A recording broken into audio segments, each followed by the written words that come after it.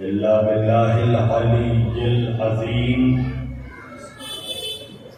أعوذ بالله السميع العليم من الشيطان اللعين الرجيم. بسم الله الرحمن الرحيم. الحمد لله رب العالمين. الحمد لله الذي هدانا لهذا وما كنا لنهتدي لولا أن هدانا الله. لقد جاءت رسل ربنا بالحق. الصلاة والسلام والتحية والإكرام على سيد الأنبياء والمرسلين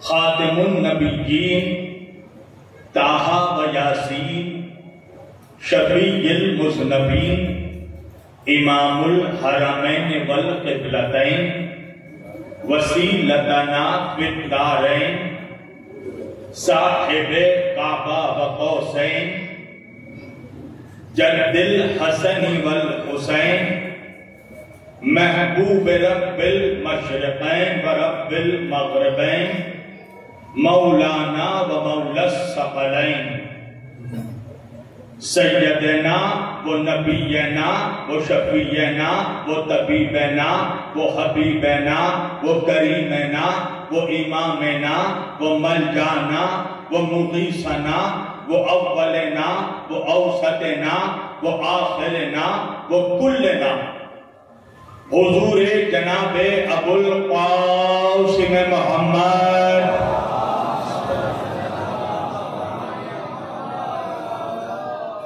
و اہل بیتہ الطیبین الطاہرین المعصومین المظلومین المنتصبین المنتجبین الغر المیامین ولعنت اللہ علی اعدائہم اجمعین من لیلنا ھذا الی قیام یوم الدین.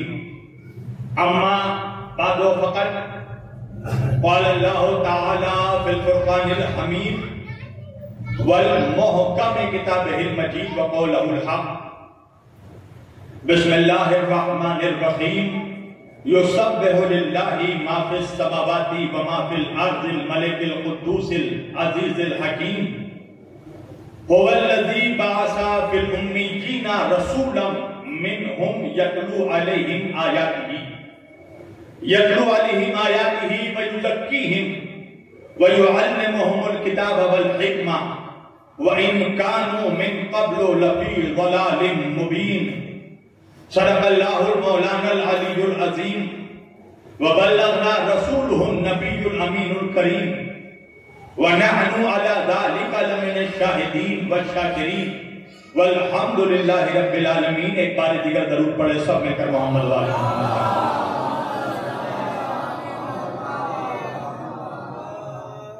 عزیزان گرامی قدر و برادران ملت اسلامیہ،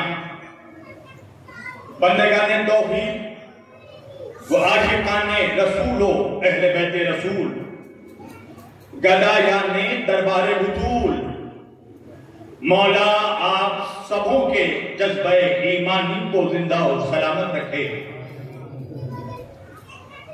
ہر سال کی طرح اس سال بھی آپ لوگ بریلی کے اس امام بارگاہ عالیہ میں محفل سرور کائنات میں موجود ہیں اور ماشاءاللہ بحمدللہ بفضل اللہ کئی سالوں سے میری حاضری آپ کے اس دیار محبت میں ہو رہی ہے اور اس سال بھی مجھے یہ شرف حاصل ہوا کہ میں آپ کے روبرو ہو سکوں.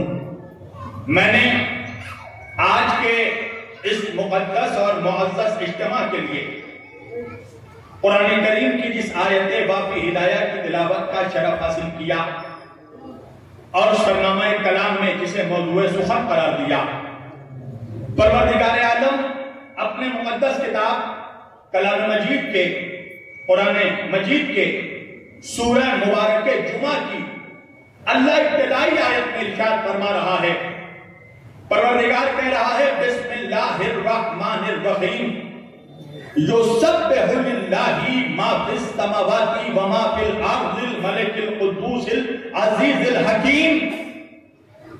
تمام تعریفیں اس اللہ کے لیے ہیں جو لازوال بادشاہ ہے، جس کی حکومت ساری کائنات پر، جن و انس پر، پرندوں پر، حشرات الارض پر، ساری کائنات پر جس کی بادشاہت ہے، جو غالب حکمت والا ہے، عزیز الحکیم ہے، زبردست حکمت والا ہے. اب وہ اللہ آگے بڑھ کے کہہ رہا ہے هو الذی بعث فی الامیین رسولا، وہی وہ خدا ہے جس نے تم امیین کے درمیان، تم امیوں کے درمیان ایک رسول کو بھیجا. توجہ کیجئے گا میری طرف، میری جان، سارا ملوا. اللہ کہہ رہا ہے هو الذی بعث فی الامیین رسولا، وہی وہ خدا ہے جس نے تمہارے درمیان رسول کو بھیجا، اپنے رسول کو بھیجا. نہیں پہنچا بریلی کا مجمع. پھر سے ترجمہ میں کر رہا ہوں. ترجمہ کرنا میرا کام، سننا آپ کا کام ہے. غور کیجئے، قرآن رٹنے رٹانے کی کتاب نہیں ہے کہ ہر کوئی اس کو پڑھ کر حافظ ہو جائے اور حافظ کے ساتھ کچھ لوگ حافظ ہو جائیں. قرآن ہدایت کے لیے نازل ہوا ہے. اللہ کہتا ہے قرآن میں تدبر کرو، تفکر کرو. یہ کوئی رٹنے رٹانے کی کتاب نہیں ہے کہ پڑھ کر ایگزامینیشن ہال میں پرچہ دے دیا جائے. قرآن مرکز ہدایت ہے، قرآن محور بلاغت ہے، قرآن ہدایت کا سرچشمہ ہے، قرآن نور ہدایت ہے، قرآن ہدایت کی روشنی ہے، قرآن ضابطۂ حیات ہے، قرآن منبع ہدایت ہے. یہ قرآن ہے جو خاموش رہے تو التفات کا عنوان بن جاتا ہے، اور جب بولنے پر آئے تو محمد کی زبان بن جاتا ہے. ایک صلوات پڑھیے محمد و آل محمد.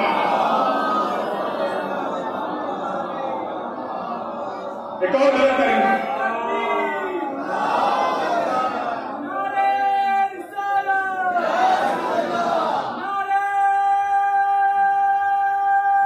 سب مل کر میں گزارش کروں گا ذرا آپ کو تھوڑا آگے آ جائیں تو جو پیچھے بیچارے دروازے کے پیچھے بیٹھے ہیں وہ بھی اندر آ جائیں گے. میری گزارش ہے آپ لوگوں سے تھوڑا نزدیک چلے آئیں گے. صلوات پڑھیے محمد و آل محمد کا. جو دروازے کے سامنے بیٹھے وہ اندر چلے آئیں گے.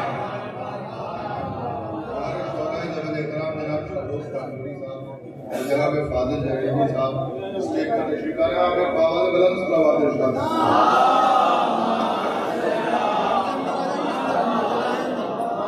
اور آگے تشریف لے آئیے آپ حضرات. باوجود بلند صلوات. تھوڑا آگے آ جائیے. ایک بلند آواز سے صلوات پڑھیں محمد و آل.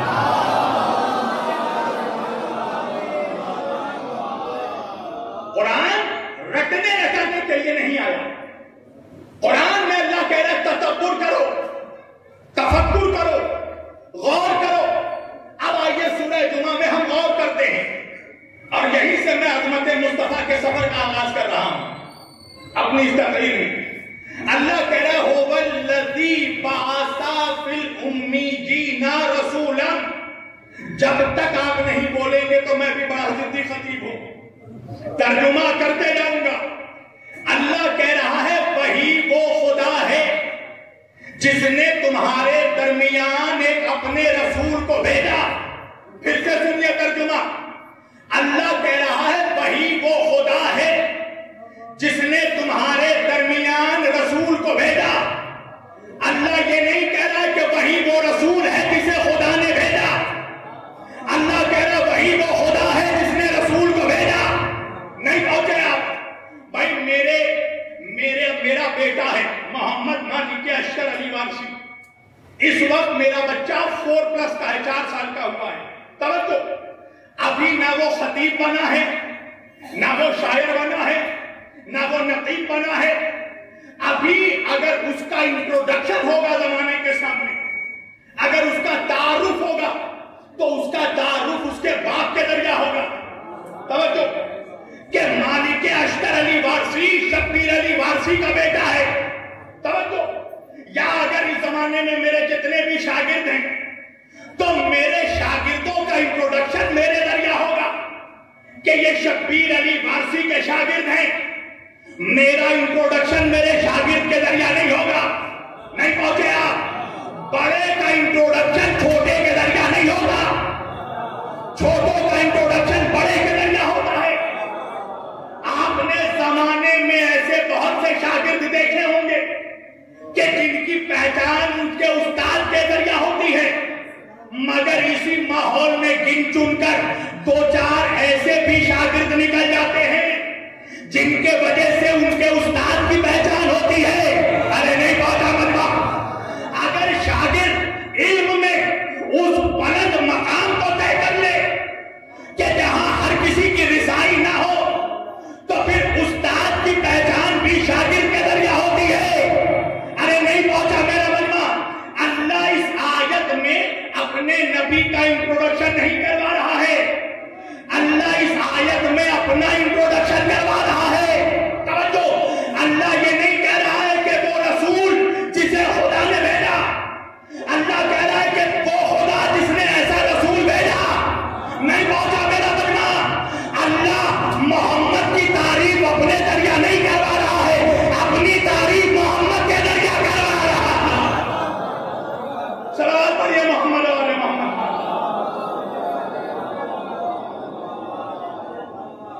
یعنی وہ رسول عظمت میں، کمال میں، مقام میں، مرتبے میں، علم میں، ہدایت میں، بلاغت میں، فصاحت میں اس بلند مقام پر ہے کہ اللہ اپنے رسول کے ذریعہ اپنا انٹروڈکشن کروا رہا ہے.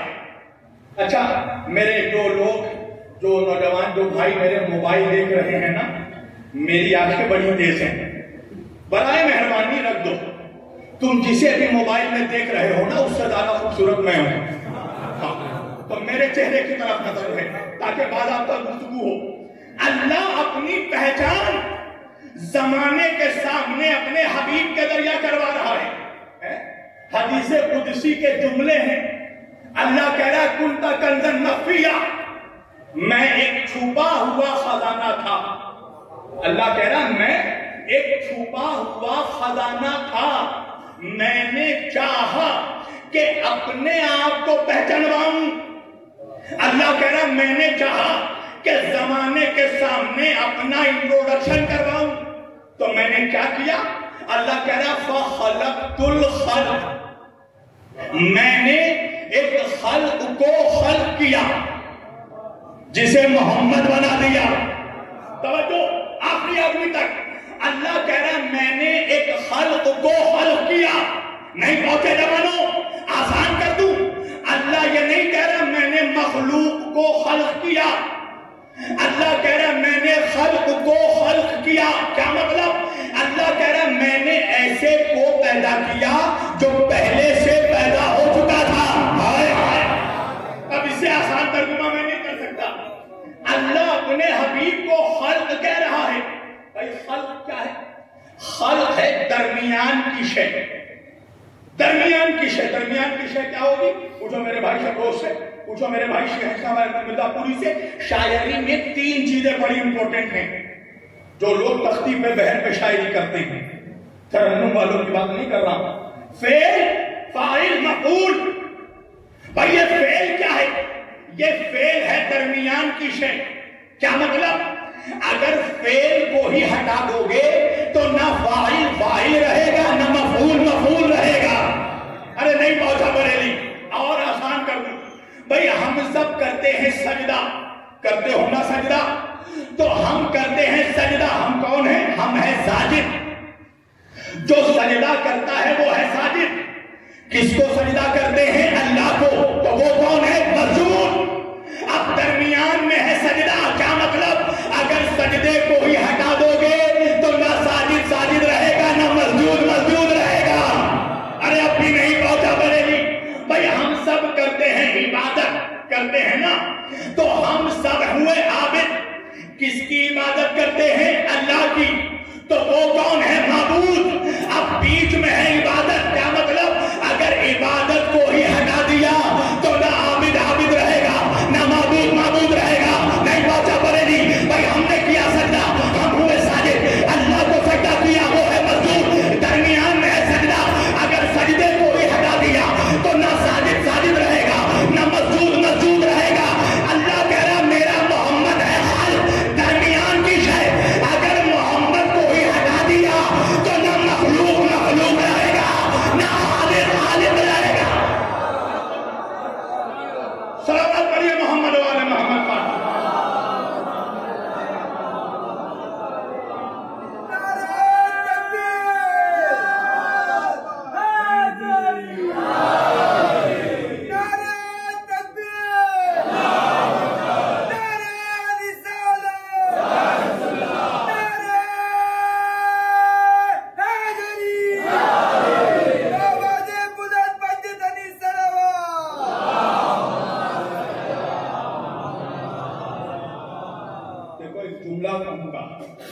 علی والوں پر واجب ہے کہ فضائل رسول ایسا سنیں کہ زمانے والوں کو کہنا پڑے کہ یہ رسول والے ہیں.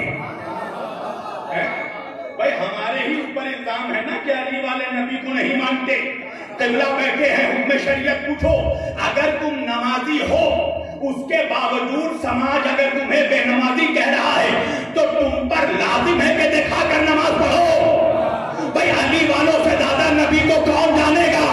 اس لیے کہ ہم نے نبی کو کبھی اپنا بڑا بھائی نہیں کہا، ہم نے نبی کو کبھی اپنے جیسا نہیں کہا. تو فضائل رسول ایسا کہو کہ زمانہ کہے کہ یہ علی والے بھی ہیں، یہ نبی والے بھی ہیں. ایک سوال پڑھیے محمد والے محمد کا.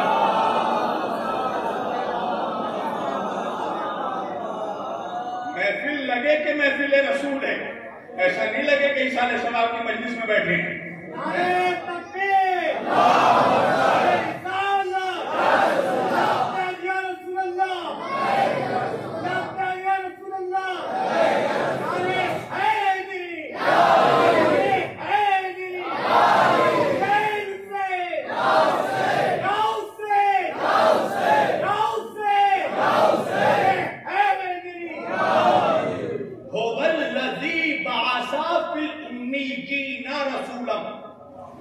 وہی وہ خدا ہے جس نے تم امیوں کے درمیان ایک رسول کو بھیجا. اچھا آپ کو پتا ہے اسلام کے سینے میں جتنے بھی تیر آئے ہیں نا وہ تیر صرف مسلمانوں کے کمانوں سے نکلے ہیں.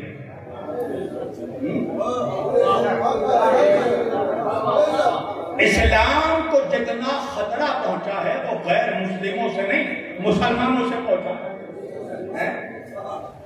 یہ جو سلمان رشدی، یہ تسلیمہ نسرین، یہ وسیم رضوی، یہ جتنے منحوس بنے ہیں نا وہ مسلمانوں کی کتابیں پڑھ پڑھ کر. ابھی آپ کو معلوم ہے نا پاکستان کا ایک منحوس ہے. اچھا نام مت پوچھئے گا، ممبر سے منحوسوں کا نام نہیں لیا جاتا. آپ سمجھ گئے نا مفتی ہے کیا مطلب زبان جل جاتی ہے کہتے ہوئے. کہنے لگا ہمارے نبی ان پڑھ تھے، اس کا باپ بڑا پڑھا لکھا تھا. توجہ کیجئے، کہنے لگا میرے نبی کو نہ لکھنا آتا ہے نہ پڑھنا آتا ہے. کیوں؟ کہ امی کے معنی جو لکھنا پڑھنا نہیں جانتا ہو. یہی ہوتا ہے بنی امیہ کی ڈکشنری سے لغت کے معنی نکالو گے تو. امی کے جو عربی میں ایک لفظ کے 70 معنی ہیں، پر ان منحوسوں کو یہی معنی ملا. حالانکہ امی کی ایک تاریخ بھی ہے. چونکہ جناب حاجرہ کی ذات کی وجہ سے مکہ آباد ہوا، ان کو لوگ ماں کہہ کے پکارتے تھے، تو ان کی نسبت سے مکے والوں کو بھی امی کہتے ہیں. یہ تو ایک تاریخی پس منظر ہے. مگر امی کے معنی مولویوں کو ایک ہی ملا کہ جو لکھنا پڑھنا نہیں جانتا ہو. اس نے کہا نا کہ نعوذ باللہ ہمارے نبی کو نہ لکھنا آتا تھا نہ پڑھنا آتا تھا، آخری آدمی تک مسلمانوں اللہ قرآن میں کہہ رہا ہے لقد کان لکم فی رسول اللہ اسوۃ حسنہ، میرے نبی کی سیرت، میرے نبی کا کردار، میرے نبی کا لائف سٹائل، میرے نبی کا طریقہ زندگی تمہارے لیے اسوہ حسنہ ہے، تمہارے لیے رول ماڈل ہے۔ کیا مطلب؟ ہمیں اپنی سیرتوں پر اپنے نبی کی سیرت کو ڈھالنا ہے، جیسے نبی کھاتے تھے ویسے کھانا ہے، جیسے نبی پیتے تھے ویسے پینا ہے، جیسے نبی سوتے تھے ویسے سونا ہے، جیسے نبی جاگتے تھے ویسے جاگنا۔ یہی تو سیرت ہے نا، جو نبی کہتے جائے وہ کرتے جاؤ، جو نبی کرتے جائے وہ کرتے جاؤ۔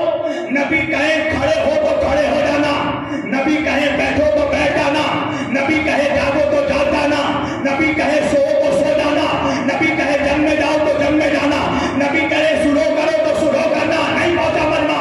جملہ بدل کر کہہ دوں، اگر میرا نبی کہے کھڑے ہو جاؤ تو بیٹھنا حرام، اگر نبی کہے بیٹھو تو کھڑے ہونا حرام، اگر نبی کہے جاگو تو سونا حرام، اور اگر نبی کہے چپ رہو تو رونا حرام۔ ہائے ہائے ہائے، ارے تو بہت کیسا بات پڑھیے محمد والے۔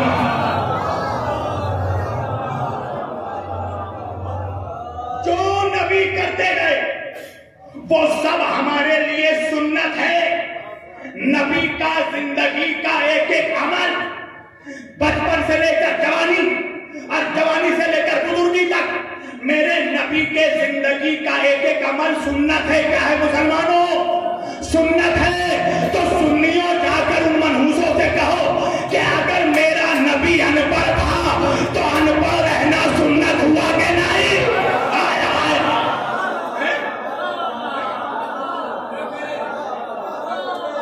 بہت ایسا بات کریے محمد والا۔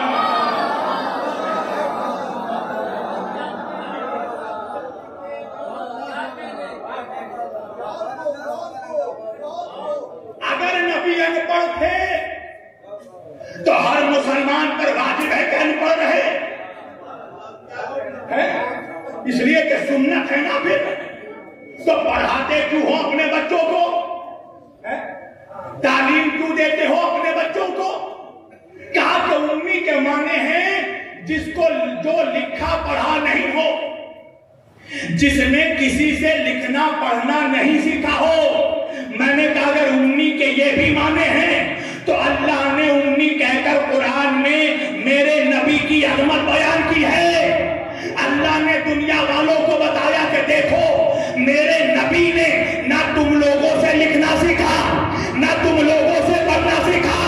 علامہ کا معلم تکل تعلم، اسے علم دنیا والوں نے نہیں، ہم نے دیا ہے۔ ایک صلوات پڑھیے محمد والے۔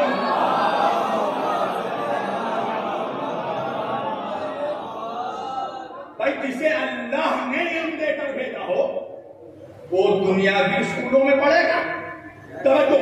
اچھا ایک بات بتاؤ، ان منحوسوں سے جب پوچھا گیا، اچھا یہ تو منحوس ہے، آپ کے ہندوستان کا بھی ایک اکلوتا نالائق ہے، پتا ہے نا؟ نالائقوں کا نام نہیں لیا جاتا محفلوں میں۔ نالائق نے کہا کہ نعوذ باللہ میرے نبی کو لکھنا پڑھنا نہیں آتا تھا۔ تو اس نالائق سے پوچھا گیا کہ اگر لکھنا پڑھنا نہیں آتا تھا تو نبی قرآن پڑھ پڑھ کر کیسے سناتے تھے؟ تو کہنے لگا میرے نبی کا قوت حافظہ بہت مضبوط تھا، میموری بہت شارپ تھا۔ اللہ جب ان پر وحی کرتا تھا تو نبی یاد کر لیتے تھے، یاد کر کے جبریل کو سناتے تھے، جبریل صحابہ کو سناتے تھے، صحابہ درختوں کے پتوں پہ لکھتے تھے، ہرنوں کے کھالوں پر لکھتے تھے۔ اور جب یہ سب کچھ ہو رہا تھا نا تو اس نالائق کا دادا کھڑا تھا ویڈیو کیمرہ لے کر، یہ ساری چیزیں ریکارڈ کر رہا تھا۔ اس سے جب مستند دلیل پوچھی گئی کہ آخر تم کس دلیل پر ہمارے نبی کو ان پڑھ کہتے ہو، تو نالائق کہنے لگا وجہ یہ ہے کہ نبی مکے کے کسی مدرسے سے نہیں پڑھے تھے، مکے کے کسی اسکول سے علم حاصل نہیں کیا تھا، مدینے کے کسی کالج سے نبی کو ڈگری نہیں ملی تھی،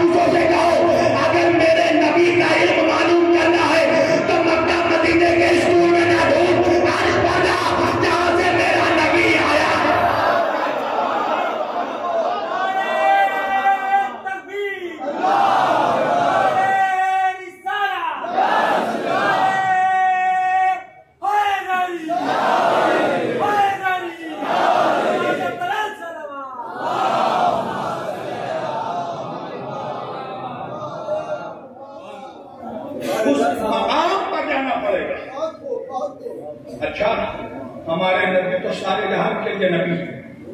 اللہ نے ہمارے نبی سے پہلے 1,23,999 نبیوں کو جو بھیجا تو اللہ نے ہر نبی کو اس کی قوم کا نبی بنا کر بھیجا.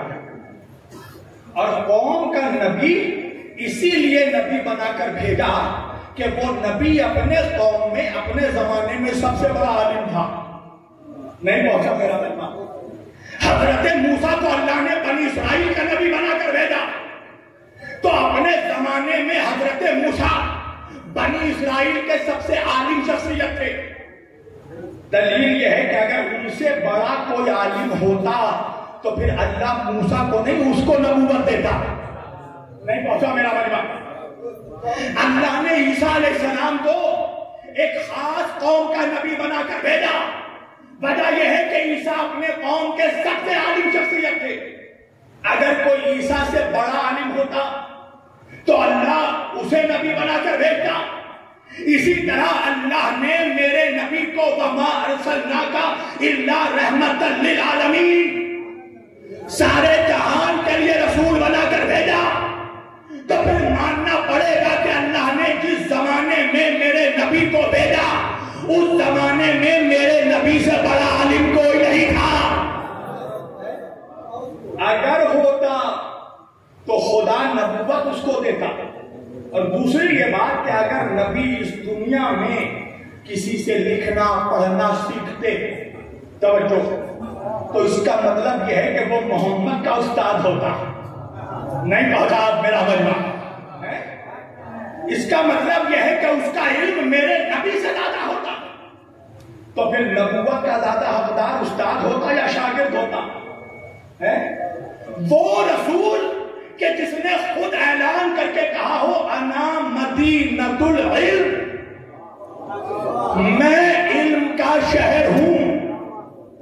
میں کبھی کبھار سوچتا تھا کہ بھائی امت کے لیے تو یہ شرف کا مقام ہے کہ اس کا رسول علم کا شہر ہے.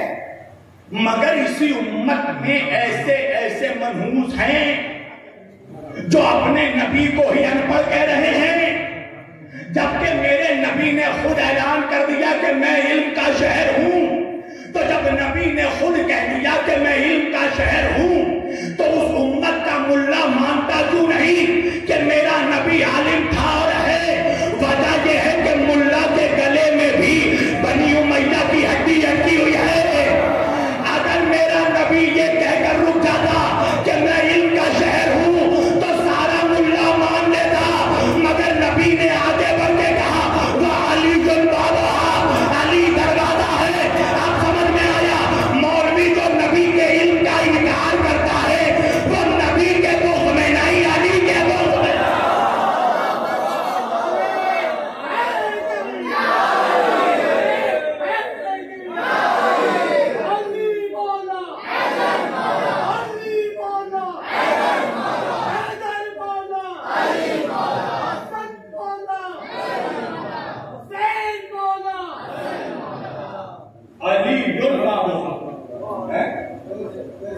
علی دروازہ ہے. اچھا، اس کے بعد نبی اسٹاپ نہیں ہوئے. نبی نے آگے بڑھ کے ایک فقرہ اور کہا. کیا کہا؟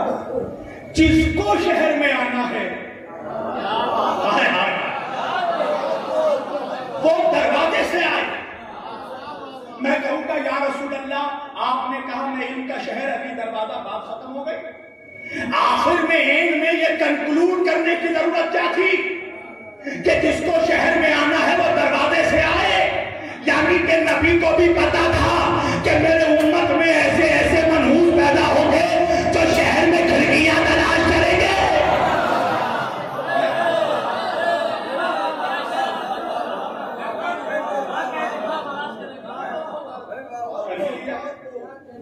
کسی کو چھت بنایا، کسی کو دیوار بنایا. اچھا، جن منحوسوں کو لکھنؤ کی اردو نہیں آئی وہ عرب کی عربی میں مقرری کر رہے ہیں. اگر میرا نبی کہتا انا بیت العلم، میں علم کا گھر ہوں، تو پھر میں بھی مانتا کوئی دیوار ہوگی، کوئی چھت ہوگا، کوئی کھڑکی ہوگی.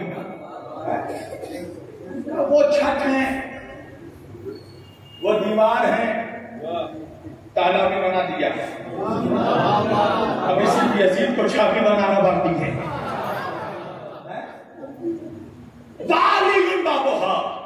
نبی کہہ رہے میں شہر ہوں، علی دروازہ ہے، جس کو شہر میں آنا ہے وہ دروازے سے آئے۔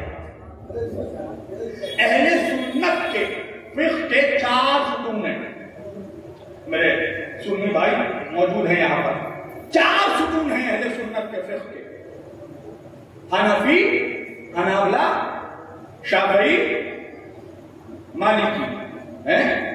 ان 4 ستونوں میں ایک بہت بڑا ستون ہے امام احمد بن حنبل۔ اچھا، ہم علی والے ان کی تعظیم کرتے ہیں، بتائیے، کیونکہ امام احمد بن حنبل سنیوں کے فقہ کا وہ پہلا امام ہے جس نے یزید کو کافر ڈکلیئر کیا۔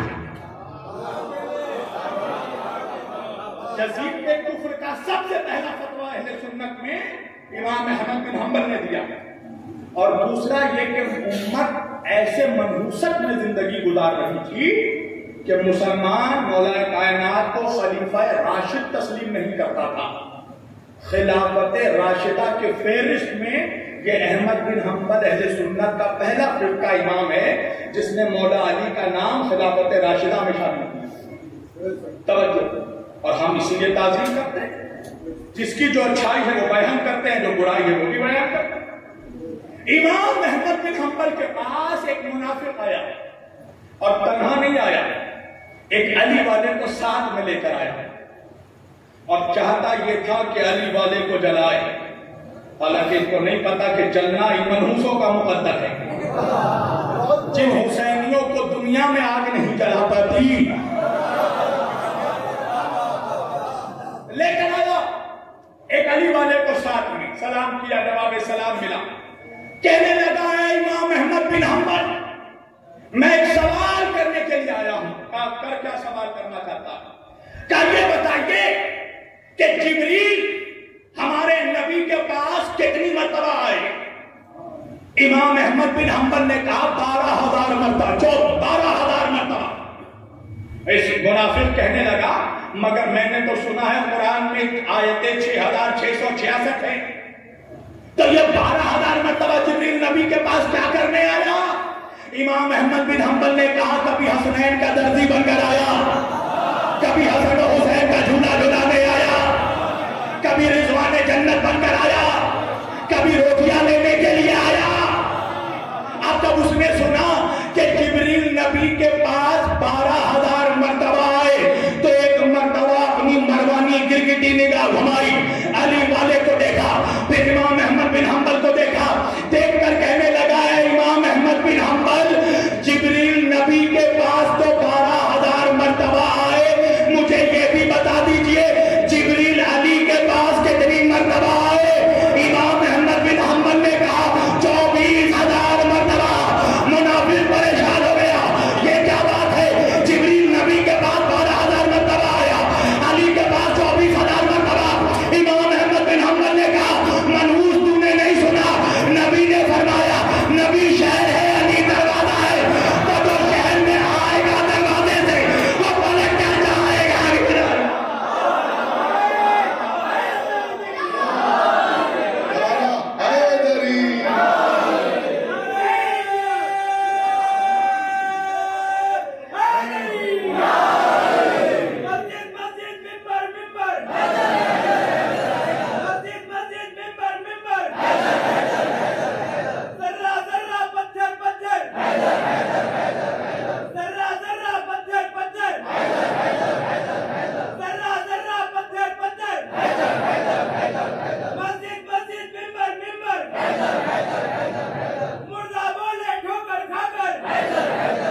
مل کر آخری آدمی تک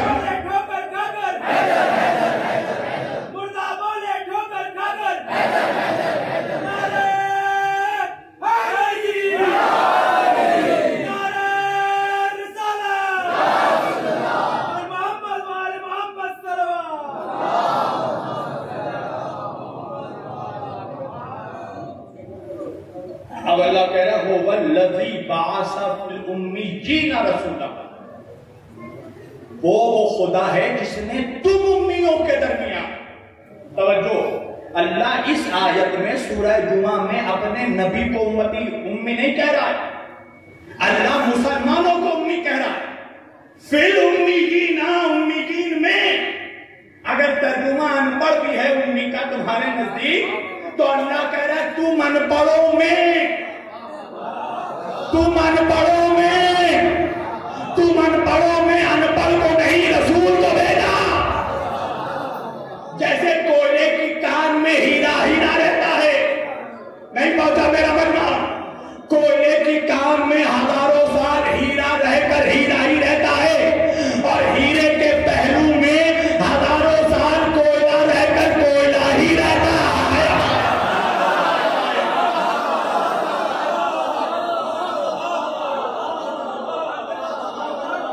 جو کہو گے ان کو میرا سلام. حضرت عزیر علیہ السلام، عزیر نبی، اللہ سے پوچھا پروردگار تو مردے کو زندہ کیسے کرتا ہے، زندہ کو مردہ کیسے کرتا ہے؟ اللہ نے کہا عزیر تمہیں شک ہے. عزیر علیہ السلام نے کہا شک نہیں ہے، مگر میں اپنے دل کے اطمینان کے لیے یقین چاہتا ہوں. اللہ نے کیا کیا؟ حضرت عزیر علیہ السلام کو 200 سال تک نیند میں ڈال دیا. 200 سال تک حضرت عزیر سوتے رہے، مگر تنہا نہیں سوتے رہے. حضرت عزیر کے بغل میں ان کا گدھا بھی سوتا رہا، گدھا بھی سوتا رہا.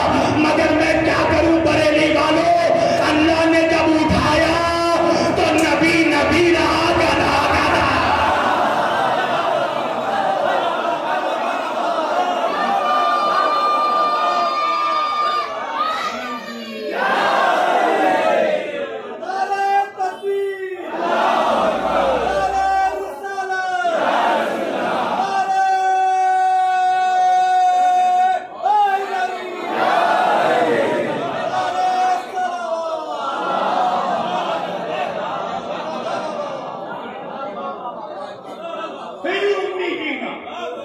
تم امیوں کے درمیان رسول کو بھیجا.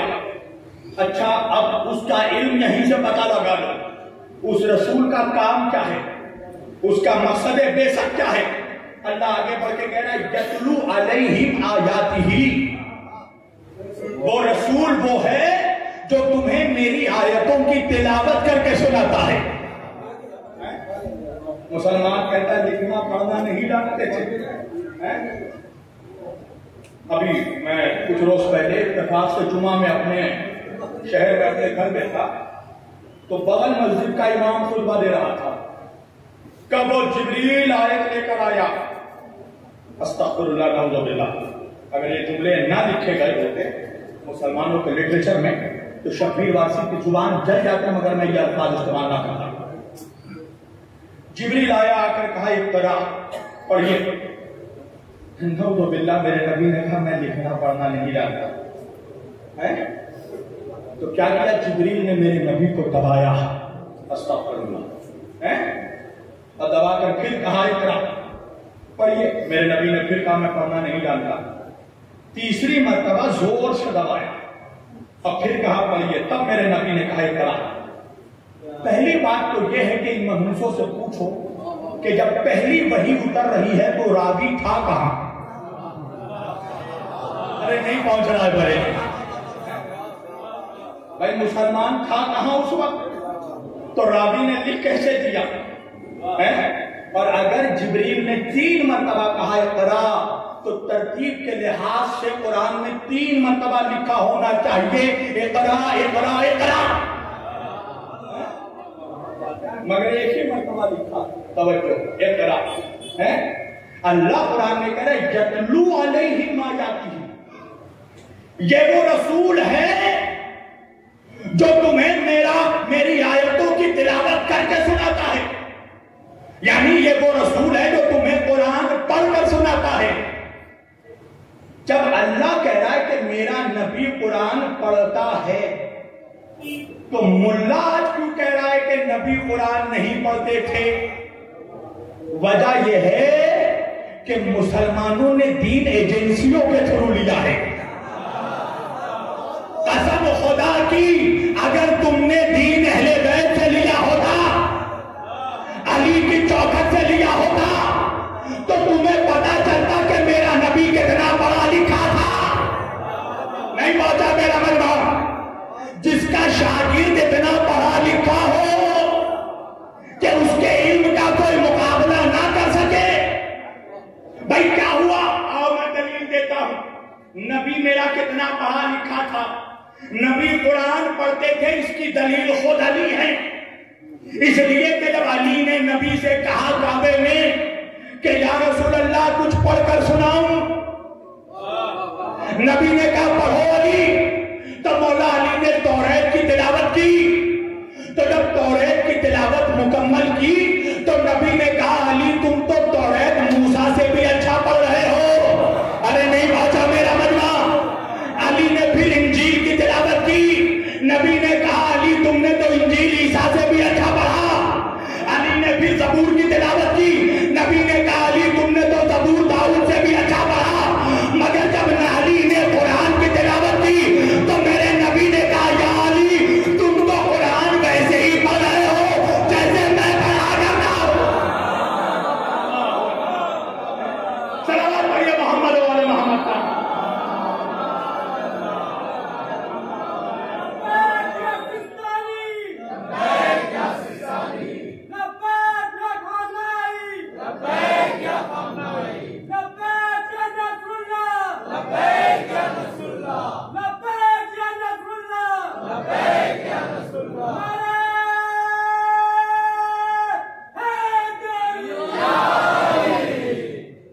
اگر تم نے دین اہل بیت سے لیا ہوتا تو تمہاری نگاہوں میں نبی ان پڑھ نہیں ہوتا.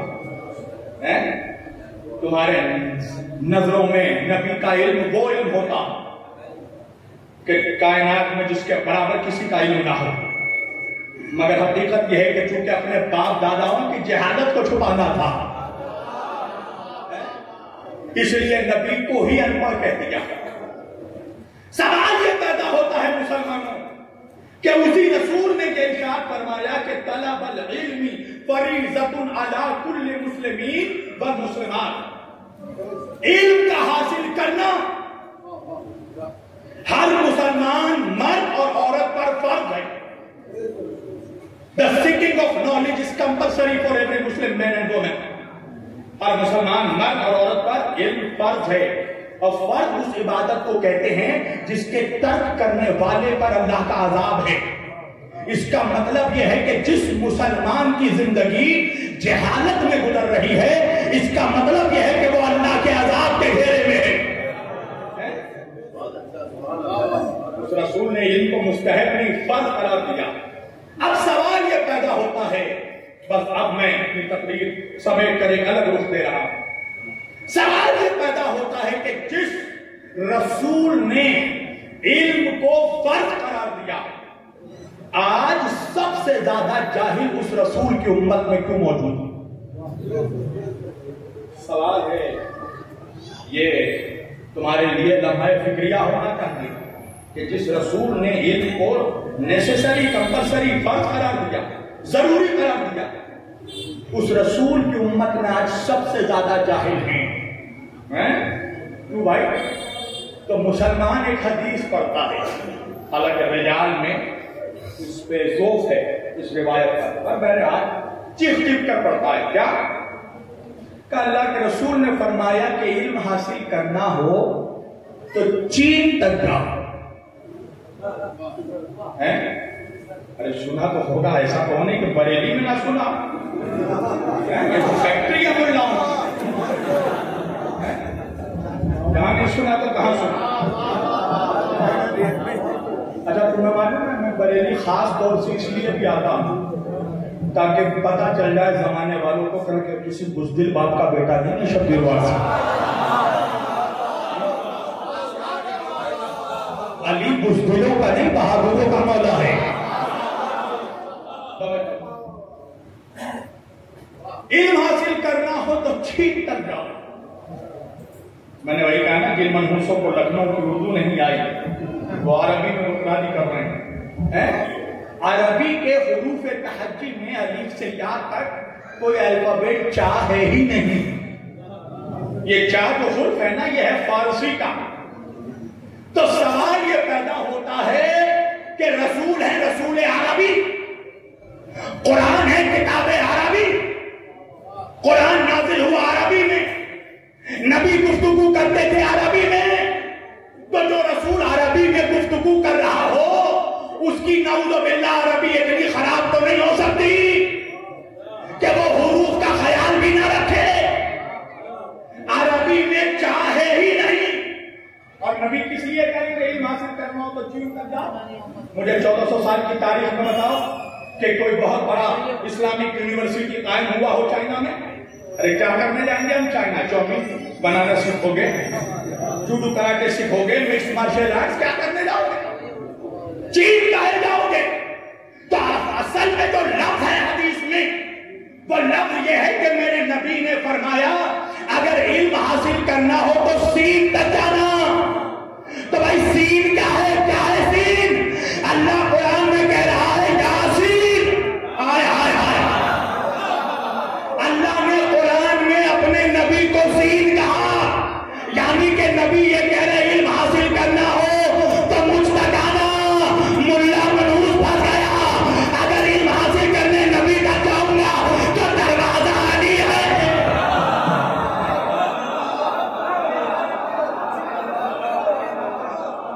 صلوات پڑھیے.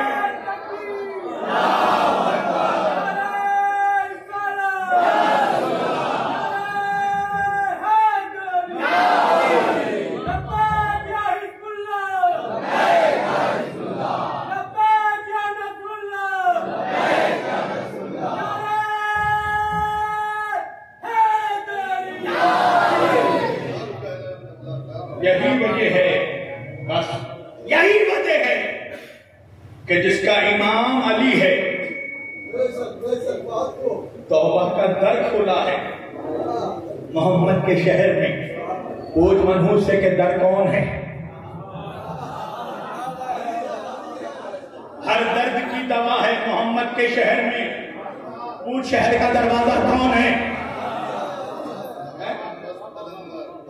اچھا مسلمان مسجد میں جاتا ہے نا 5 وقت، تم جب مسجد میں انٹری لیتے ہو تو مسجد میں انٹری کی ایک دعا ہے، مسجدوں کے دروازوں پر لکھا ہوتا ہے یہ دعا.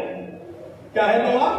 اللہم افتح لی ابواب رحمتک، اے اللہ تو ہمارے لیے اپنی رحمت کے دروازے کھول دے. ارے نہیں پہنچا میرا بندہ.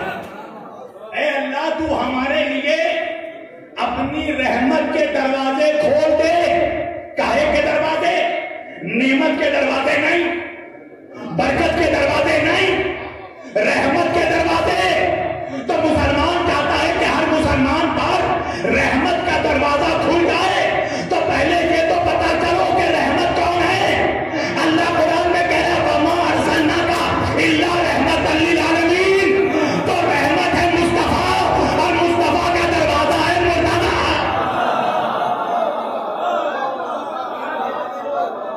صلوات پڑھیے محمد والے محمد.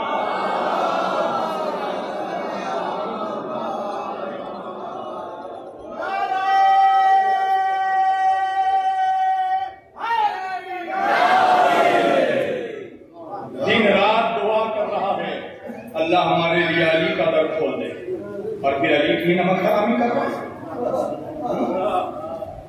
آج میں دن میں خانقاہ میں گیا، میرے سارے سنی بھائی یہاں موجود تھے. میں نے ان سے بھی کہا، انہوں نے کہا مولانا ہم خوب لنگر کرتے ہیں امام کے نام پہ، اہل بیت کے نام پہ. میں نے کہا ایسا بھی لنگر مت کرو کہ وہ حسین کا نام کھا کے حسین کی نمک حرامی کرے. میں نے کہا کھلاؤ، کھلانا ابو طالب والوں کی صفت ہے، سیرت ہے. کھلاؤ مگر کھلانے سے پہلے کان بھر کے سناؤ تاکہ اس کو پتا چلے کہ کس کا صدقہ کھا رہا ہے. توجہ. تو مسلمانوں کی اکثریت جاہل اس لیے ہے کہ وہ آج بھی شہر میں کھڑکیاں تلاش کر رہے ہیں، اور جو دروازے سے آیا ہے وہ آج بھی سرخرو ہے. پوری دنیا نے دیکھا کہ جو دروازے سے آ رہا ہے وہ آج بھی سر بلند ہے.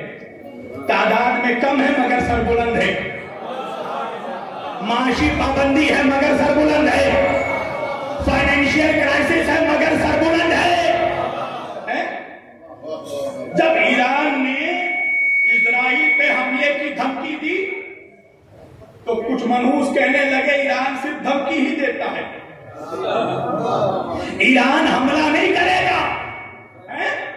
مگر جب ایران نے حملہ کیا 500 راکٹ مارے، 350 ڈرون سے حملہ کیا، توجہ، اور انشاءاللہ یہ جملہ یاد رکھنا بریلی میں کہ اسرائیل کو نابود کرے گا تو ایران ہی کرے گا۔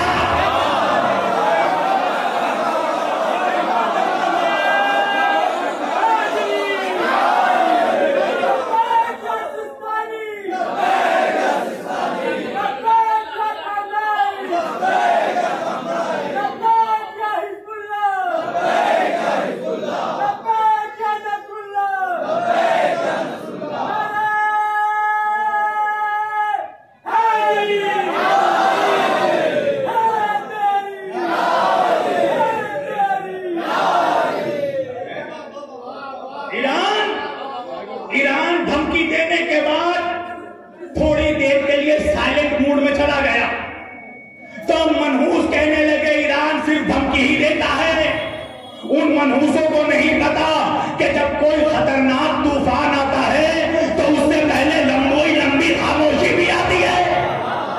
تو لوگ کہتے تھے ایران حملہ نہیں کرے گا، مگر جب ایران نے حملہ کیا تو 500 راکٹ مارے، 500 میزائل مارے، 350 ڈرون مارے، تو دنیا کو پتا چل گیا کہ 56 بہنوں کا اکلوتا بھائی ہے۔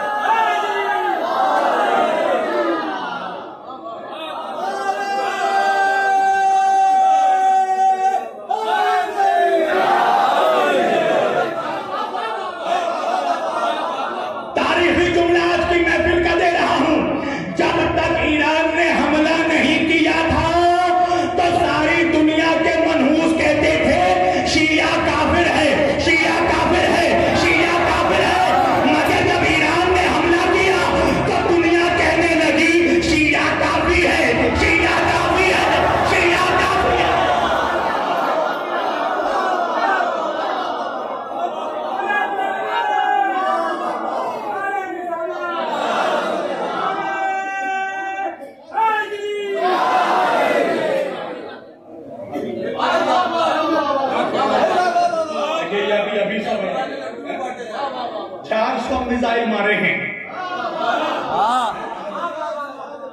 قسم خدا کی لعنت ہو ایسے منحوسوں پر جو آج بھی شیعہ سنی کر رہے ہیں۔ 11 مہینے سے امریکہ اسرائیل جن فلسطینیوں کو مار رہا ہے، مرنے والوں میں ایک بھی شیعہ نہیں تھا، سارے کے سارے سنی، اور ان سنیوں کے بکو بچانے کے لیے کوئی سنی ملک کا بادشاہ نہیں آیا، آیا تو حزب اللہ آیا، انصار اللہ آیا، خامنائی آیا۔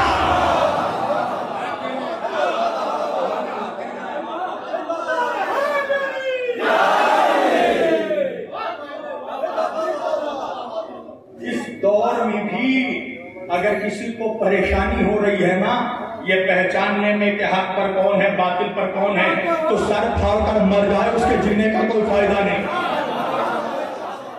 اس لیے کہ حق اور باطل اب اوپن ہو چکا ہے، اور یہ امام کے ظہور کی علامت ہے کہ حق بھی اوپن ہوگا، باطل بھی اوپن ہوگا۔ اس وقت جو ایران کے خلاف بولے تو سمجھ جانا صرف ایران کا نہیں بلکہ ایمان کا بھی دشمن ہے۔ علامہ اقبال نے ایسے ہی نہیں کہا تھا ایران ہو کر مشرق وسطی کا جنیوا، شاید قرائے ارض کی تقدیر بدل جائے۔ علامہ اقبال نے ان کی دور اندیشی دیکھی، شاید قرائے ارض کی تقدیر بدل جائے۔ آج لوگ کہہ رہے ایران حملہ کیوں نہیں کر رہا، ابھی تو خبر آئی حملہ کر دیا۔ تمہارے مطابق حملہ نہیں کرے گا. تم منحوسوں کو تو صحیح سے کھٹمن مارنا نہیں آیا, مچھر مارنا نہیں آیا, اور تمہارے کہنے کے وہ اسرائیل نہ مارے گا. اس کی اپنی اسٹریٹجی ہے, اس کی اپنی حکمت ہے. ایران ڈائریکٹ اس لیے نہیں اتر رہا ہے کہ اگر ایران ڈائریکٹ ملوث ہو گیا تو پھر حزب اللہ کو کون بچائے گا, انصار اللہ کی مدد کون کرے گا. شام میں وہ مجاہدین لڑ رہے ہیں, مزاحمت کار لڑ رہے ہیں, ان کی حمایت کون کرے گا. اس لیے کہ مدد صرف ایران ہی کر رہا ہے, باقی سب تماشا دیکھ رہے ہیں. سعودی عرب کے شاہ نے ابھی کہا نا کہ ہمارا فلسطین سے کوئی تعلق نہیں, ہم تو بس اپنے ملک سے مطلب رکھتے ہیں. مسلمانوں کی آنکھیں اب تک نہیں کھل رہی ہیں, تمہیں اب تک نظر نہیں آتا حق پر کون ہے. مولا علی نے فرمایا کہ اگر کوئی ایسا زمانہ آ جائے کہ حق کا پہچاننا دشوار ہو جائے تو یہ دیکھنا کہ ساری باطل طاقتیں کس کے خلاف کھڑی ہیں. تو غور سے دیکھو, امریکہ ہو, اسرائیل ہو, برطانیہ ہو, یہ سب ایران کے خلاف کھڑی ہیں. اب تک پہچاننا مشکل ہے کہ حق پر کون ہے. میں نے 2019 میں کانفرنس میں کہا تھا تو کچھ منحوسوں نے مجھے بڑی گالیاں دی. میں نے کہا تھا کہ مسلمان اگر چاہتا ہے کہ بیت المقدس فتح کرے اور چاہتا ہے کہ نماز باجماعت بیت المقدس میں ادا کرے تو صرف شیعہ نہیں بلکہ سارے مسلمان اس وقت آیت اللہ خامنائی کی قیادت میں جمع ہو جائیں.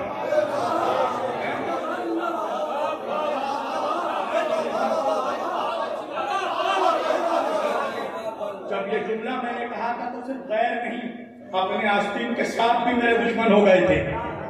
یاد رکھیے گا, آستین کے ساتھ اپنوں کے بیچ بھی چھوٹے ہیں, توجہ رکھیے گا. اور یہ صحیح وقت ہے پہچاننے کا کہ وفادار کون ہے, غدار کون ہے. قسم خدا کی عنقریب دنیا کو یہ پتا چلے گا کہ خامنائی عالم اسلام کے لیے کس نعمت کا نام ہے. حسن نصر اللہ کی شہادت کے بعد اس وقت فلسطینی خون کے آنسو ہو رہے ہیں. سارے عالم اسلام کا, مومنوں کا قلب اس وقت ہمارا پھٹا ہوا, ہمارے سینے اس وقت غمزدہ ہیں, ہمیں بہت تکلیف ہے, درد ہے. اسلام کا ایک ہیرو ہمارے درمیان سے چلا گیا, مگر یہ مت سمجھو کہ یہ مزاحمت ختم ہو جائے گی. تم شخصیت کو مار سکتے ہو, تم ہماری فکر کو نہیں ختم کر سکتے, ہمارے انقلابی تھاٹ کو نہیں ختم کر سکتے. جو انقلاب اور جو انقلابی ذہن امام خمینی نے دے دیا, آج اس فکر کا کوئی محافظ ہے تو وہ امام خامنائی ہے. تمہیں کیا پتا کہ خامنائی کیا ہے. اگر تم نے سید خراسانی کی حدیثیں پڑھی ہوتی تو تمہیں معلوم ہوتا کہ خامنائی کس نعمت کا نام ہے. میں کنفرم نہیں کہہ رہا ہوں, اللہ عالم, اللہ بہتر جانتا ہے, مگر حدیث ائمہ میں سید خراسانی کی جو علامتیں بتائی گئی ہیں ان ساری علامتوں میں آیت اللہ خامنائی اترتے ہیں. جس کے دائیں ہاتھ پہ خالون کا لفظ ہے, اب چاہے دل ترجمہ کرو, خلل ترجمہ کرو, مشکل ترجمہ کرو, زمانہ دیکھ رہا ہے آیت اللہ خامنائی کے دائیں ہاتھ. سید خراسانی کون ہے عالم اسلام میں؟ تم کہتے ہو کہ خراسان کا کچھ حصہ پاکستان میں بھی ہے, کچھ حصہ افغانستان میں بھی ہے, تو بتاؤ فلسطین کے لیے پاکستان سے کون منحوس نکلا؟ یہ طالبان جو بچوں کو مارتے ہیں کہاں مر گئے یہ؟ کہاں مر گئے مسجدوں میں بم مارنے والے؟ اب کیوں نہیں جاتے اسرائیل پر؟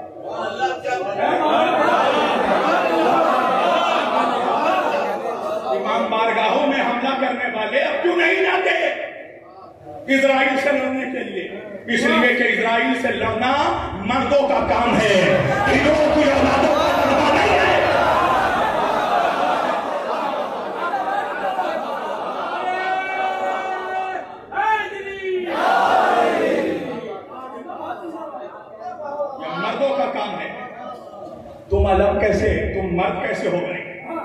تمہیں شجاعت کیسے ملے گی؟ تمہارا تو علم دیکھ کر نکاح ٹوٹ جاتا ہے۔ میرے نبی نے بھی جب خیبر میں علم دیا تو یہ کہہ کر دیا کہ لو یانا رایت و غدن رجلن کرارن، کل میں علم مرد کو دوں گا۔ نبی نے یہ کہہ کر بتا دیا قیامت تک علم مرد اٹھائیں گے، نہ مرد نہیں۔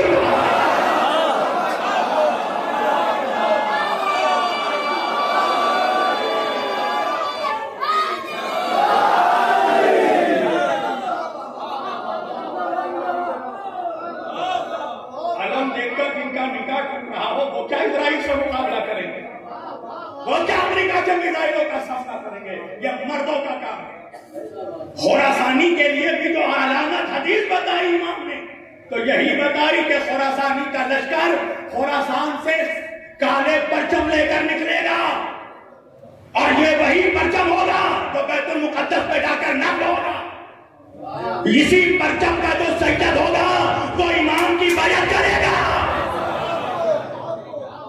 پہچانوں کے خامنائی کی شخصیت کا نام ہے۔ قسم خدا کی پوری دنیا میں جا کر دیکھو، مسلمانوں کے رہنماؤں کے چہروں پر پھٹکار برس رہا ہے۔ ان کالے بادلوں میں اگر کسی کا چہرہ سورج کی طرح نظر آتا ہے تو وہ خامنائی کا چہرہ ہے۔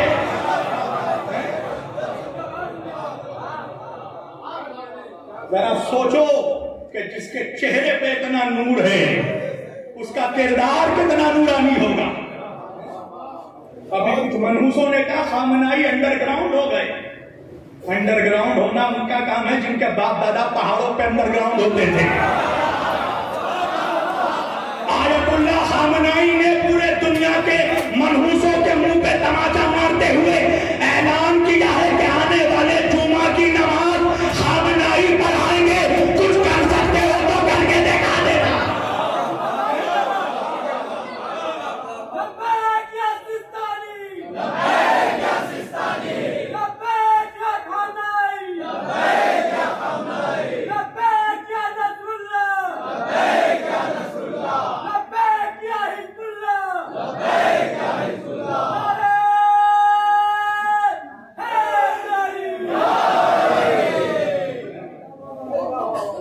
دیکھو خامنائی وہ شخصیت ہے کہ پورے عالم اسلام کے اہل سنت کے بڑے بڑے علماء جس کی بارگاہ میں ادب کے ساتھ بیٹھتے ہیں۔ تمہیں معلوم ہے اوباما کے دور میں کا پڑھوں یا چھوڑوں تو بولتے ہوئے سنو تاکہ مجھے پتا چلے کہ مردوں کے بیچ نہیں مردوں کے بیچ پڑھ رہا ہوں۔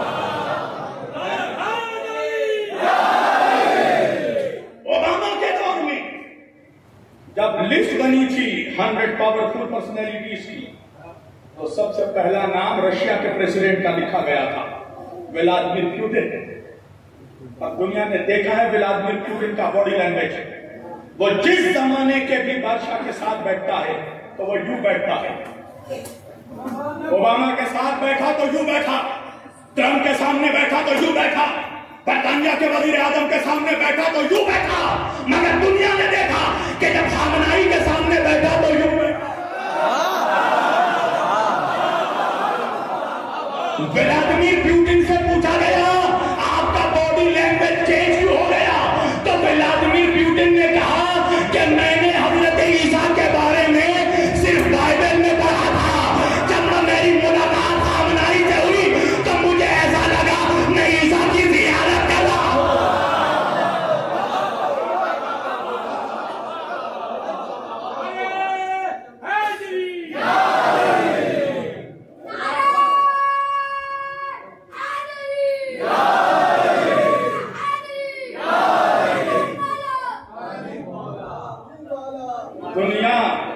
دنیا کے طاغوتی طاقتیں سمجھ چکی ہیں کہ خامنائی کا پاور کیا ہے۔ بس سمجھ دی میں نے، اسرائیل کا مین ٹارگٹ رہبر معظم ہے۔ وہ جانتا ہے کہ جب تک خامنائی زندہ ہے انقلاب کا چراغ روشن رہے۔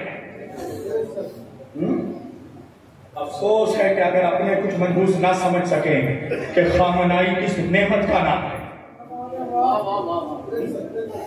عالم اسلام کے لیے نعمت کا نام ہے۔ اگر حسن نصر اللہ کی شہادت کے بعد اس وقت عالم اسلام کے سر پر خامنائی کا سایہ موجود نہ ہوتا تو فلسطین کے مسلمان خود کو یتیم تصور کرتے. اگر فلسطین کے مظلوموں کو یقین ہے، لبنان کے مظلوموں کو یقین ہے کہ ابھی ہمارے سروں پر خامنائی باقی ہے اور خامنائی کے سر پر امام زمانہ کا سایہ موجود ہے.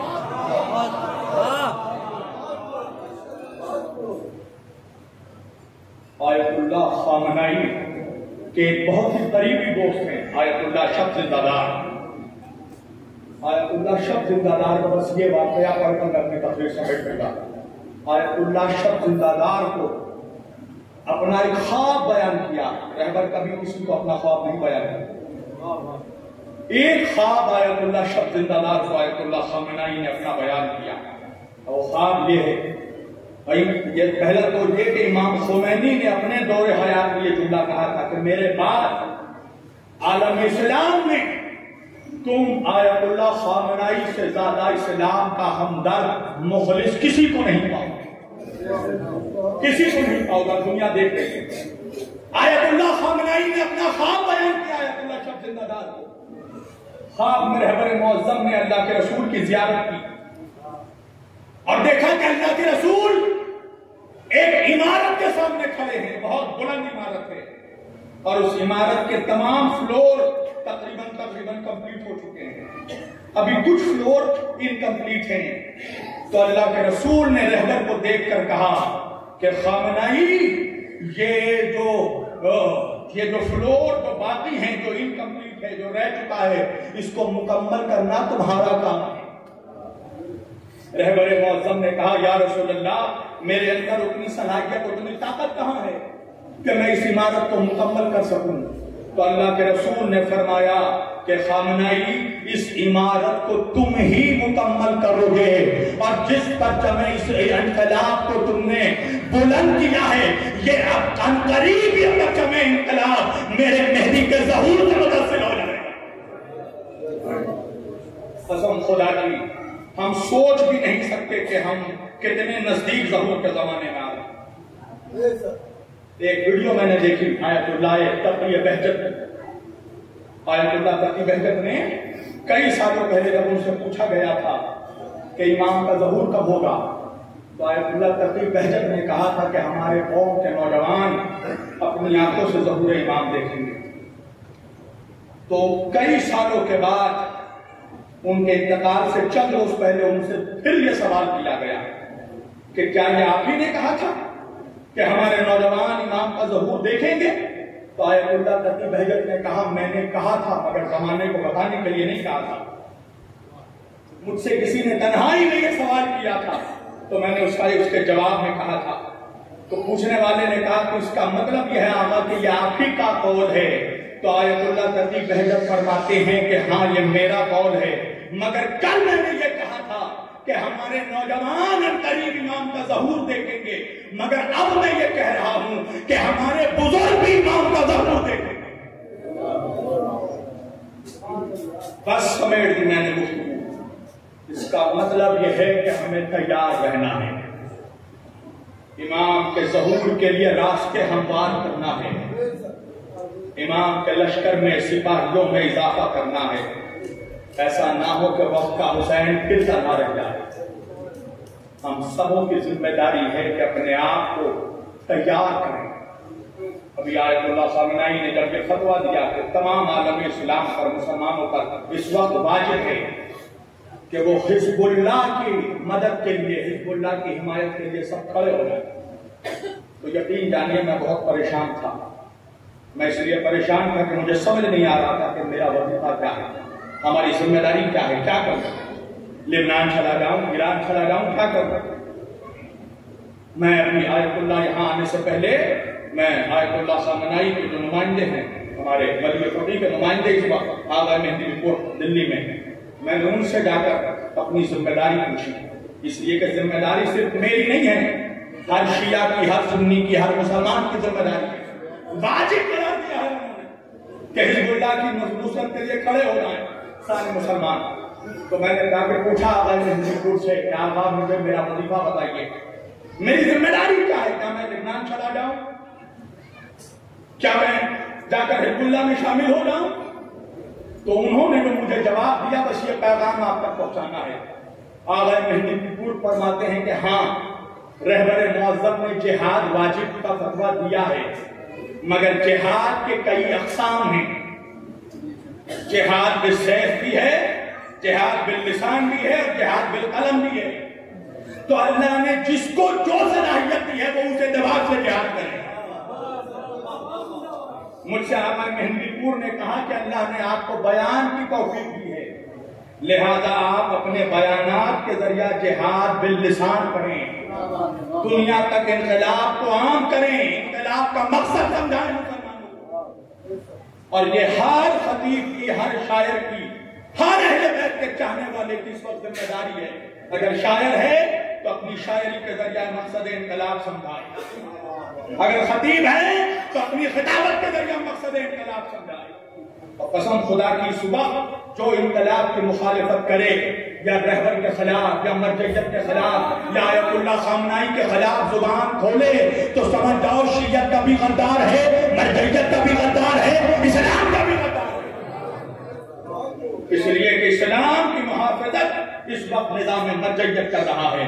اللہ ہمیں توفیق دے کہ ہم آیت اللہ خامنائی کے سپاہیوں میں شامل ہوں، اور انشاءاللہ اللہ سے دعا ہے کہ اسی آیت اللہ خامنائی جن کا چہرہ ہم دیکھ رہے ہیں، جن کے انقلاب کو، جن کی اس لیے کہ دنیا تنہا کر رہی ہے رہبر، جس طرح حضرت عمار یاسر کی شہادت کے بعد، جس طرح مالک اشکر کی شہادت کے بعد دنیا نے کوشش کی کہ علی کو تنہا کر دیں، آج علی کے بیٹے کو تنہا کرنے کی کوشش ہے، قاسم سلیمانی کو مار دینا، انقلاب ایران کے بڑے بڑے کمانڈروں کو شہید کر دینا، حسن نصر اللہ کو شہید کرنا، یہ رہبر کی کمر کو توڑنے کے برابر ہے۔ قسم خدا کی اس وقت اس مرد مجاہد، اس حسین کے گھر کے شہزادے کے سپاہی بنو، قسم خدا کی جو اس وقت رہبر کا سپاہی نہیں بن سکتا، دور ہے کہ وہ اگر کربلا میں رہتا تو امام مظلوم کی حمایت کر سکتا۔ تم آج کے مظلوم کے لیے جب نہیں اٹھ سکتے تو کل مظلوم کربلا کے لیے تم کیا اٹھ پاتے؟ آج حسین نے جو حل من ناصر ینصرنا کی صدا بلند کی تھی، وہ صدا تا قیامت تک گونجتی رہے گی۔ جب جب کسی پہ کیوں کہا امام نے کل یوم عاشورا وکل ارض کربلا، کیوں کہا ہر زمین کربلا ہے، ہر روز عاشور ہے؟ اس کا مطلب یہ ہے کہ جس دن بھی کسی ظالم پر ظلم ہو رہا ہو وہ دن عاشور کا دن ہے۔ یہ امام کی حدیث ہے، کسی ملا کا فرمان نہیں، امام کا اعلان ہے۔ جس زمین پر ظلم ہو رہا ہو وہ زمین کربلا ہے۔ اسی لیے امام نے کہا کل یوم عاشورا وکل ارض کربلا۔ آج یہ ہو نہیں سکتا کہ کوئی کربلا کا حمایت کرنے والا ہو، جس کے دل میں کربلا دھڑک رہا ہو، جو امام مظلوم کی حمایتی ہو، وہ کیسے فلسطین کے خلاف ہو سکتا ہے؟ وہ کیسے فلسطین کے ظلم پر خاموش ہو سکتا ہے؟ کربلا نے ہمیں سبق دیا کہ ہر دور کے ظالم کے خلاف کھڑے ہو، ہر دور میں ظلم کے خلاف کھڑے ہو۔ لہذا تمام مسلمانوں کو، میرے شیعہ سنی سارے بھائیوں کو میں کہہ رہا ہوں، اس وقت اگر اسلام کو سربلند کرنا ہے تو خامنائی کے سپاہی بن جاؤ، رہبر کے سپاہی بن جاؤ، آیت اللہ خامنائی کے سپاہی بن جاؤ۔ اللہ سے دعا ہے کہ یہی سید خراسانی جسے ہم اس وقت دیکھ رہے ہیں، اللہ کرے یہ وہی سید خراسانی ہو جو پرچم انقلاب امام زمان علیہ السلام کو سپرد کریں، اور ان کے لشکر میں ہم لوگوں کا بھی نام درج ہو، ہم بھی ان کے سپاہیوں میں شمار ہوں۔ وآخر دعوانا ان الحمدللہ رب العالمین وما علینا الا البلاغ المبین، والسلام علیکم ورحمۃ اللہ وبرکاتہ۔ ایک بلند آواز سے صلوات پڑھیں۔